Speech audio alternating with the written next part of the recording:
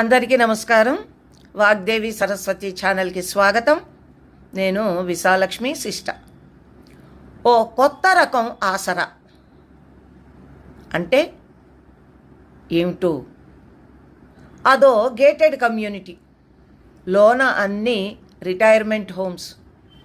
ఉదయమే 5:30 కల్లా తమ ఇంటి నుండి ఉదయపు వ్యాహ్యాళికి బయలుదేరి 2 ఇళ్ల అవతల ఇంట్లో ఉంటున్న వాసుదేవరావు గారిని కలిసి 1 గంట నడిచి రావడం రామారావు గారి దినచర్య. ఇప్పుడు ఇటువంటి హోమ్స్ ఎక్కువ వచ్చాయి. వివిధ కారణాలతో పిల్లలు దూరంగా ఉండి, పని మనుషులు అందుబాటులో లేక, ఉన్నా భద్రత లేక, ఒంటరిగా అవస్థపడలేక చాలామంది పెద్దలు ఇప్పుడు రిటైర్మెంట్ హోమ్లలోకి మారుతున్నారు.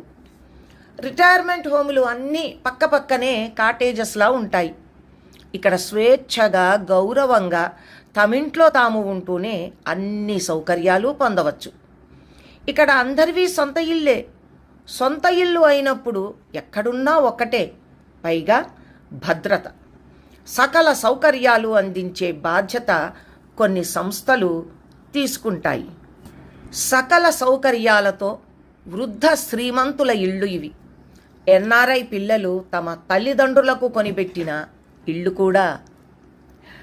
రామారావు గారు వెళ్ళేసరికి ఇంటి ముందు వాసుదేవరావు గారు లేరు. నిద్ర లేవలేదేమో అనుకుని సర్లే ఎందుకు డిస్టర్బ్ చేయడం అని ముందుకు వెళ్ళిపోయారు. అక్కడ ఇంకో స్నేహితుడు కలవడంతో మాట్లాడుకుంటూ ముందుకు వెళ్ళిపోయారు. గంట తర్వాత తిరిగి వస్తూ చూసేటప్పటికీ అప్పటికీ కూడా వాసుదేవరావు గారి ఇంటి తలుపులు తెరిచిలేవు. మళ్ళీ బెల్ కొట్టినా ఎవ్వరూ తలుపు తీయలేదు. తాళం వేసుకుని బయటికి వెళ్ళినా తెలీదు ఈ కొత్త పద్ధతులతో అనుకుని తన ఇంటికి వెళ్ళిపోయారు. ఆ సాయంత్రం వరకు కూడా కనబడకపోవడంతో మర్నాడు కమ్యూనిటీ ఆఫీస్కి వెళ్ళి అడిగారు వాసుదేవరావు గారి ఇంటి నెంబర్ చెప్పి. వాళ్ళు వెంటనే సార్ వాళ్ళు వెళ్ళిపోయారు కదా నిన్ననే అని, మీరు రామారావు గారా, మీకిమ్మని ఈ కవర్ ఇచ్చారు అన్నారు. ఆయన అదేమిటి అని అనుకుంటూ కొంచెం ఆతృతగా అక్కడే కూర్చుని కవర్ ఓపెన్ చేసి చదవడం మొదలుపెట్టారు. రామా, నువ్వు మా గురించి ఆందోళన పడతావని తెలుసు, అందుకే ఈ ఉత్తరం రాస్తున్నాను. మేమిద్దరం బాగున్నాము, కంగారు పడకు, సావధానంగా చదువు. నేను 1 నెల క్రితం ఒక న్యూస్ పేపర్లో ఒక మూల చిన్న ప్రకటన చూశాను. విచిత్రం అనిపించింది. వాళ్ళు ఇద్దరూ వయసైన భార్యాభర్తలు తమకి తల్లిదండ్రులుగా ఉండాలని, ఏ బాదర బందీ లేని వాళ్ళు, ఆసక్తి ఉన్నవాళ్ళు, ఆరోగ్యంగా ఉన్న భార్యాభర్తలు కావాలని కింద నెంబర్ ఇచ్చి ఫోన్ చేయమని. వెంటనే ఆసక్తిగా ఫోన్ చేశాను. అతను ఆఫీస్లో ఉన్నాను, తనే ఫోన్ చేస్తాను అన్నాడు. నేను మర్చిపోయాను. శనివారం అతనికి సెలవు రోజు. అతనే కాల్ చేశాడు నాకు. అతని పేరు గోకులకృష్ణ అట. సాఫ్ట్వేర్ ఇంజనీర్, భార్యాభర్తలు ఉద్యోగస్తులు, 1 పాప. తన వివరాలు చెప్పి నా వివరాలు అడిగాడు. నేను నా గురించి చెప్పాను. అంతా విన్నాడు. ఒకసారి వచ్చి కలిశాడు నన్ను, రాజేశ్వర్ని. అతని ద్వారా తెలిసింది ఏమంటే ఆ గోకులకృష్ణ, అతని భార్య మాధురి కూడా అనాథాశ్రమంలో పెరిగారట. వాళ్ళకి ఒకరంటే ఒకరికి ఇష్టమంట. వాళ్ళు చదువుకుని ఉద్యోగాలు వచ్చాకే ఇద్దరూ పెళ్లి చేసుకున్నారట. 1 సంవత్సరం పాప ఉందట. పాపని చూసుకోవడానికి 1 మనిషిని పెట్టుకున్నారట. అయితే ఎవరైనా పెద్దవాళ్ళు ఇంట్లో ఉండి కనిపెట్టుకుని ఉంటే బాగుంటుంది అని అనిపించిందట. అతని భార్య ఆలోచనట ఇది. మనిద్దరికీ ఎవరూ లేరు. ఎవరైనా పిల్లలు లేని పెద్దవాళ్ళని మనం తెచ్చి ఇంట్లో పెట్టుకుంటే మనకి అండదండగా ఉంటుంది. వాళ్ళకి మన సపోర్టు ఉంటుంది. మన పాపకి తాత బామ్మల్లా ఉంటారు అని ఈ ఐడియా మాధురి ఇచ్చిందట.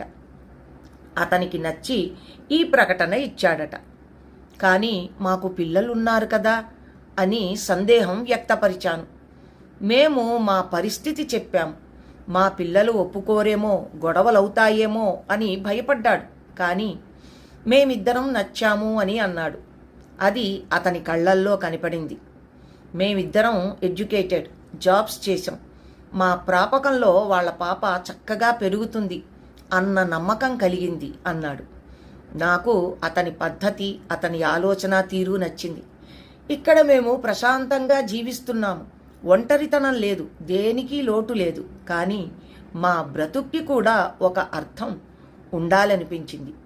నేను రాజేశ్వరితో మాట్లాడాను. తాను చదువుకుంది కాబట్టి తను ఆలోచించింది. మేమిద్దరం ఏమనుకున్నామంటే, మా పిల్లలా ఇక్కడికి రారు, మాకు వాళ్ళ దగ్గర అన్నేసి గంటలు కూర్చుని విమాన ప్రయాణం చేసే ఓపిక లేదు, ఇలా ఉంటే బాగుంటుంది అనిపించింది. మాకు కూడా ఓ కొడుకు, కోడలు, చిన్న మనవరాలతో ఉన్నట్లు ఉంటుంది అని అనిపించింది. ఒకరోజు అతను తన భార్యను తీసుకుని వచ్చాడు. మీ అందరితో నా స్నేహితుడు కొడుకు, కోడలు అని చెప్పాను, నీకు గుర్తుందో లేదో. ఆ అమ్మాయి కూడా మంచి పిల్ల, మాతో మనసు విప్పి మాట్లాడింది. తనకు ఒక కుటుంబం కావాలని, ఇంట్లో పెద్దవాళ్ళు ఉంటే బాగుంటుందని వాళ్ళకి అనిపించిందట. వాళ్ళ పాప అన్నీ అంటే మన సభ్యత, సంస్కృతి నేర్చుకునే అవకాశం ఉంటుందని. 1 నెల రోజులుగా మేము ఒకరికొకరు బాగా తెలుసుకున్నాక, మా నలుగురికి ఒకరి మీద ఒకరికి నమ్మకం ఏర్పడ్డాక, ఒక బాండింగ్ ఏర్పడ్డాక నేను మా పిల్లలతో మాట్లాడాను. వాళ్ళు షాక్ అయ్యారు, మాట్లాడారు, పోట్లాడారు. ఇదేమిటి అన్నారు, వద్దు అన్నారు. మీ డబ్బు చూసి వాళ్ళు వచ్చారేమో అన్నారు. మేము చెప్పాం వివరంగా, మా పైసా కూడా వాళ్ళు వద్దన్నారని. గోకుల్ వాళ్ళ మొత్తం వివరాలు ఇచ్చాను. వాళ్ళకి మేము, మాకు వాళ్ళు ఆసరాగా ఉందామని నిర్ణయం తీసుకున్నామని.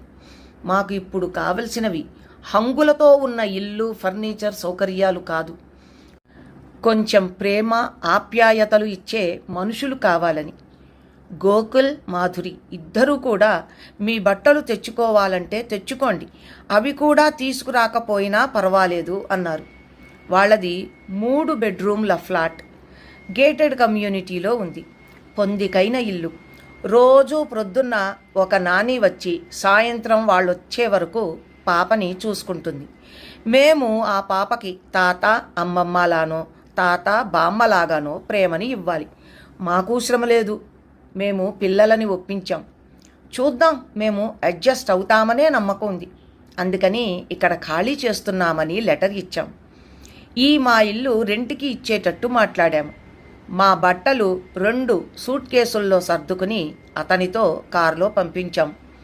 మిగిలిన ఇంట్లోని ఫర్నిచర్ అంతా అలాగే ఉంచాం.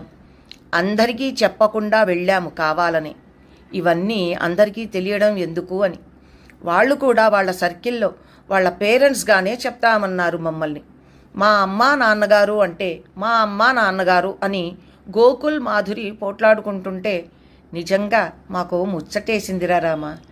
నిన్ను, రామలక్ష్మి గారిని తరువాత వచ్చి కలుస్తామే.